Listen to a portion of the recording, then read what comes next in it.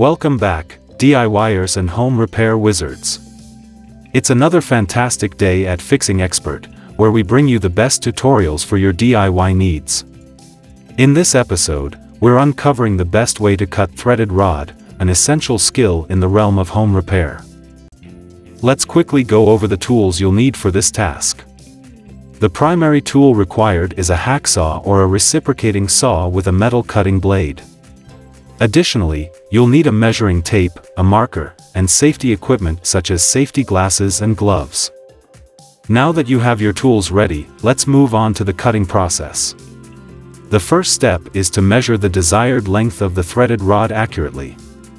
Use a measuring tape to mark the cutting point clearly with a marker. Make sure the rod is tightly held and doesn't move while cutting. Now it's time to start cutting the threaded rod. If you're using a hacksaw, align the saw blade with the marked cutting point and start sawing back and forth with a steady, even motion. Apply light pressure to let the blade do the work. Take your time and maintain a consistent pace to ensure a clean cut. Remember to wear safety glasses and gloves throughout the cutting process to protect yourself from flying debris and sharp edges. Additionally, keep your fingers clear of the cutting area to prevent any accidents. Once you've completed the cut, inspect the end of the threaded rod for any burrs or rough edges.